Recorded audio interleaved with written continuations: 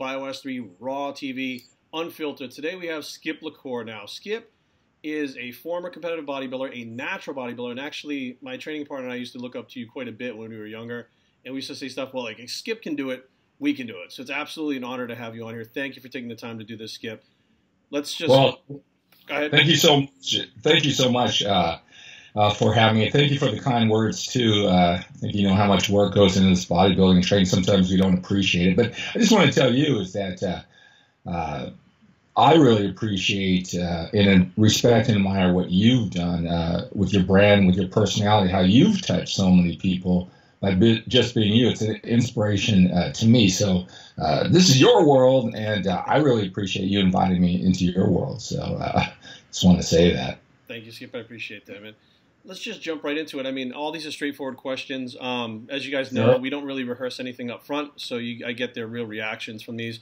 Right. You know, the first one is, when did you start training for bodybuilding, and then when did you retire? Because you retired recently, correct?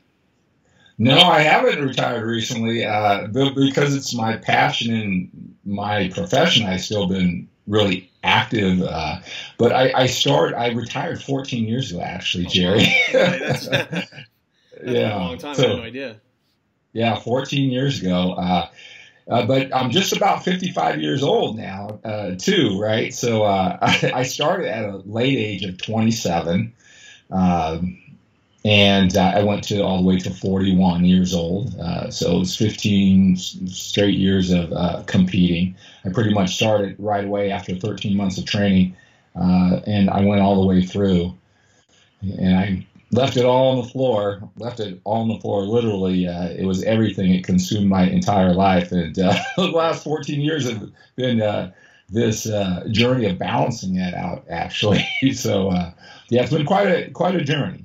So 27. Before that, I was like everybody else, where, you know, I got all enthusiastic to join a gym. Back in those days, it wasn't like, you know, you put nothing down and pay $15 a month, nothing like that. You had to $500, $1,000, and I did that 2 or 3 times, and I lasted a month or so. Never was inspired by the magazines or anything like that.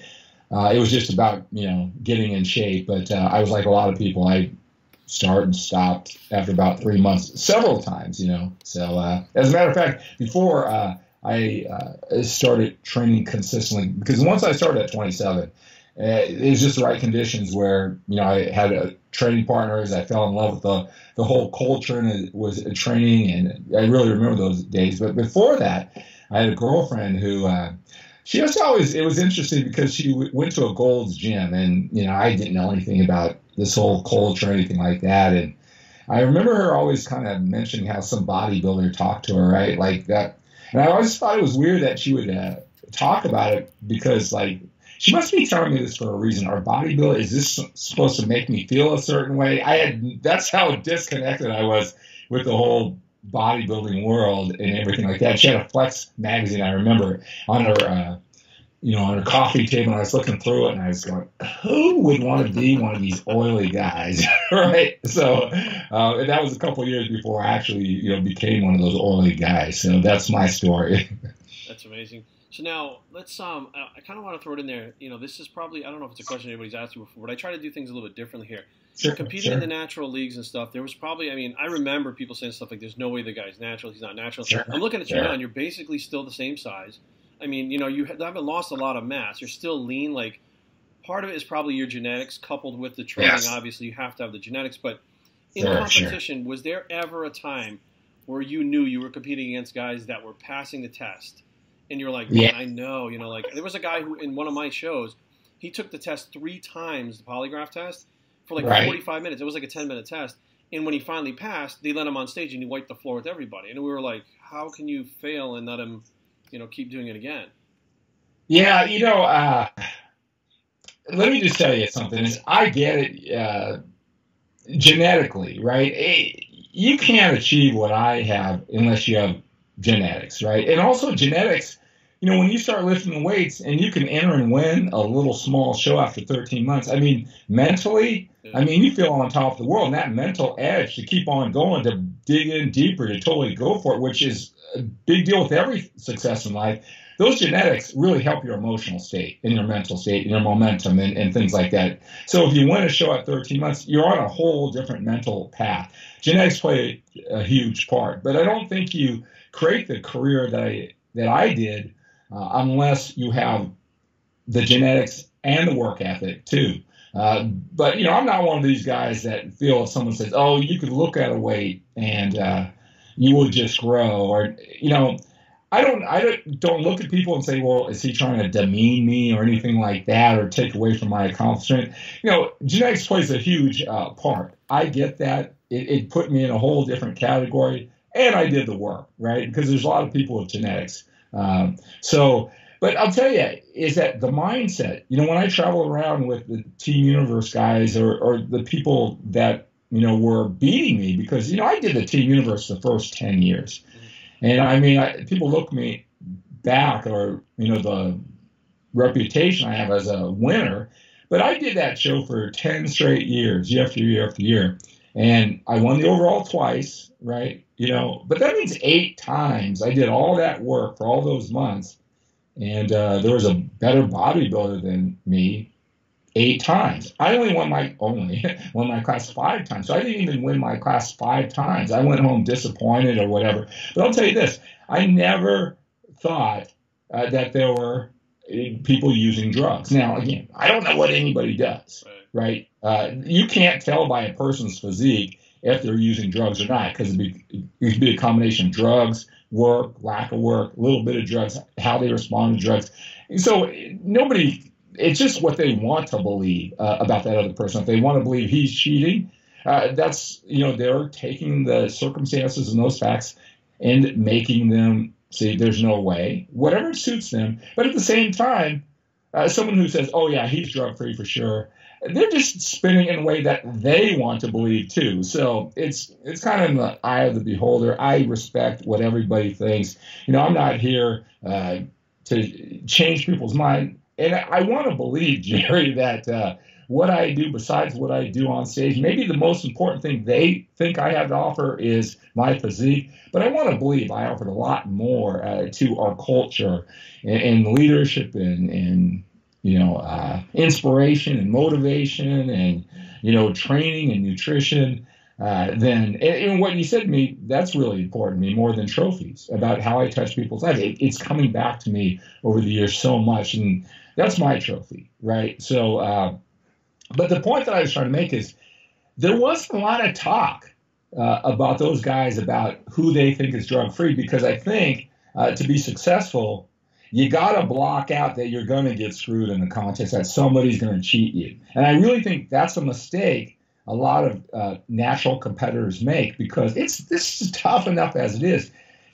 If you think you're going to get screwed, if you think you are going to be treated unfairly by the judges or a guy using drugs at showtime, even if you say, "Well, I'm natural and they're not," and you're telling the people in your gym or your family or whatever, but I understand. I am telling you, the mindset is so important. You're not going to give it your all. You're going to hold back if you think you're going to get screwed. And that's true of anything in life.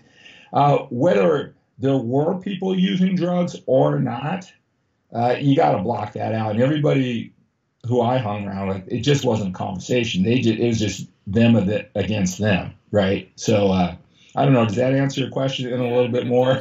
Right. Like when I first started training, I was actually in Somerset, Massachusetts, which the ANBC ran out of my state, Barb Gorman. And we were in the environment where it was only natural body, but there was nobody using steroids in the gym. So my training partner, Donnie, and I were kind of just enthralled right into that culture and taught that this is how you do it. And by the time we were 19, I was 205 pounds, could bench to 110s. That was drug free. And I had no idea that, like the drugs could do this, they could do that. And people would say stuff like, I remember specifically before I even took steroids, one of the guys that I worked with came up to me and said, "Hey, how much do you lose when you come off?" And I looked at him and I said, "What do you mean?" Like, I didn't know what he was talking about. And he goes, "So what do you mean?" He goes, "When you come off steroids." I said, "I don't take steroids." And he goes, "Well, you should." And I was just like, I stepped back and I was like, "What? What do you mean?" Like, I was like, guys that I felt small, 205 pounds. There were big guys that were 220, that were lean, that were natural, like Eddie DePine and those guys that I was like, I'm small, so why would he think I'm taking them? But even the mindset was that if this guy's bigger than 160 pounds, he's probably taking something, which now I take as a compliment. Back then, I was mad. You know? Yeah, and I can, because you work so hard, you sacrifice so much. I mean, you're proud of what you've done, and it demeans what you've done and sacrificed. And to you, you know how this culture is. We're never big enough or ripped enough, and we're not even totally happy. That's what drives us to keep on going. And somebody's already trying to discredit us. Yeah, I can see why it gets you mad until you hear it so much, and you're either gonna adapt or you're gonna quit, right? So you just learn how to deal with it. But I know that feeling. I remember, I won my first show. Now here, timing is everything too, right? So you think about the conditions with me. So I was 27 years old. I had worked my way up. I worked for a grocery store chain. I was like the youngest manager in the chain with responsibility, right? Now, I wasn't a recreational drug user that may have made that bridge a little bit more normal or okay. Here's the other thing. When I started, all right, steroids just became controlled substances. If I would have started like a year before, it was like quasi-okay. I don't think people understand that. You could just go to your doctor, and it wasn't even kind of cheating, right? When I worked in a grocery store, there was a pharmacy, and it was a common sight to see police officers and big guys waiting around for at the pharmacy, right? And like I said, I wasn't into the culture, but I didn't think that was a big deal. It was just something that happened, right? But then it became a controlled substance. So then you had to say, am I doing something wrong? The thing that was good timing for me is that's when they started having national contests. And I know you talked about the ANBC, and they were on the East Coast, but the AAU had national contests, right? And so that was I my first show after 13 months was a non-tested show, but I had planned on doing a show the next week and after, and that was a national show, right? And so I don't know if you remember from the old days, Mike Dayton. He's a strong. Oh, did he? Okay, so he ran the AAU and his sister Laura Dayton, and so I did this Mr. Fremont contest after 13 months, and I won the overall. But look, there's like 5 guys in your class, 8 guys over, but you won the title, right? So I'm not going to try to play it like, look, I was good, but I only been training 13 months, right? So it wasn't a huge show, but it was a big deal in this area. Actually, Ed Corney was the very first Mr. Fremont, and I think this was like 29 years. There was a lot of tradition in this AAU show, Mr. Fremont.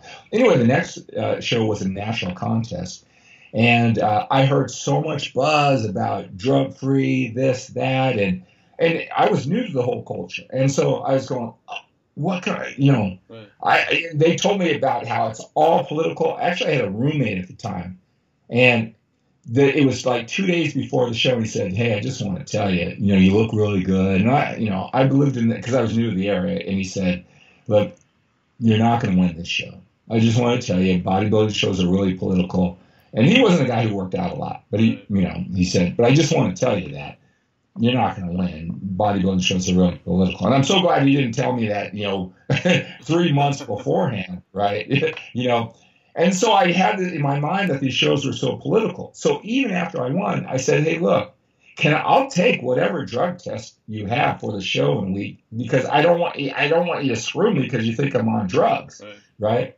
And anyway, I found out later because later on, years later, I became kind of the star in that organization, right? And she revealed to me a few years later that they took all the money from the drug testing, and they tested me for every single drug. They didn't test anybody else, right? So, So, anyway, so that's kind of the story. But, I get the whole thing. Look, you wouldn't even be talking to me if I didn't, I wasn't good and the drug-free. You know what I'm talking thing? I get that, right? If I wasn't very good, you wouldn't be talking about me. And I wasn't that good that if there wasn't natural contest, I wouldn't have done well, right? So I just kind of fit into a little niche. Does it bring a lot of negative attention to me? Yeah, but at the same time, you know what it's like. The reason why you are so popular and you have your massive following is because you get really close to that line where it's polarizing, right? It helps you and hurts you. It makes you stick out. You're unique, right? And that's what, in this world, that's the only thing that makes you stick out. If everybody just loves you, then I'm not saying that people don't love you, but you know what I'm talking about, right? That's an interesting perspective. I never really thought about that. You have to have the good and the bad together to balance it out. Right. You wouldn't be talking to me if I didn't have that. So, I don't know, after, 27 years, things don't bother you after a while, but it did bother me, right? Because for the reasons why we talked about. But again, I wouldn't be here right now if I wasn't polarizing, and I totally get that, right? And I totally get it from the other end too, from another person's point of view. Even if they're not a SkipLaCour fan, even if they don't believe that I was ever drug free or anything like that, I get it. I just get it, right? I'm not one of these guys who is so defensive and wants to lash out at these things. And you got these young guys, right? And it's like on the internet, you got your trolls and everything like that. And I feel like saying, look, okay, first of all, what you're telling me right now, the negative comments, I've been hearing this for 27 years. You're like the 3,500,000 guy. I mean, so number one, if it's still bothering me, I'm the problem here. Okay, that's number one. And I said, look, I'm 55 years old, right? What do you want your dad to react? Do you want him to get in a little fight with you back and forth? I mean, you'd be embarrassed of your dad. So, whatever you guys need to do, but I get it, right? People had a lot of practice with pre-trolls. I mean, a lot of the guys we get on the internet, it's like, it's all love at first. Everybody's cool, they're supporting you. And then it seems like there's a shift to a little bit of hate. And then all of a sudden you get slammed with like 50-50 hate, and it goes back and forth. And at first, I used to argue back with everybody all the time. And it's actually kind of how I started to make a name, because I would argue back so much and so hard that people were like, why is this guy wasting his time? And I would just fight. And they were just like, this guy's nuts. He just won't stop back at them. And so I just realized, you just kind of get used to it over time, I guess, like you did. Well, but at the same time, and we talked. I mean, I told you when we talked setting this up how much I respect your brand, who you become, how you touch lives, And we all have this chemistry that goes more beyond the facts, the sets and reps and explaining how to eat and those type of things. And, even arguing back, it's part of the entertainment, the connection, right? That's how I grew up. My family argued. It was just how we were, Yeah, and the thing is, we just got to be ourselves. And if we're just authentic, whether we fight or not, I've seen it work. One thing is like Lane Norton, for example, right? I mean, I see a guy who seems like he's winning on every level, but man, he gets in fights with the trolls, and that's part of his brand, right? It works, right? So we all just got to be ourselves, whatever that is, and let the chips fall where they may. Other people decide if they find value in it, right?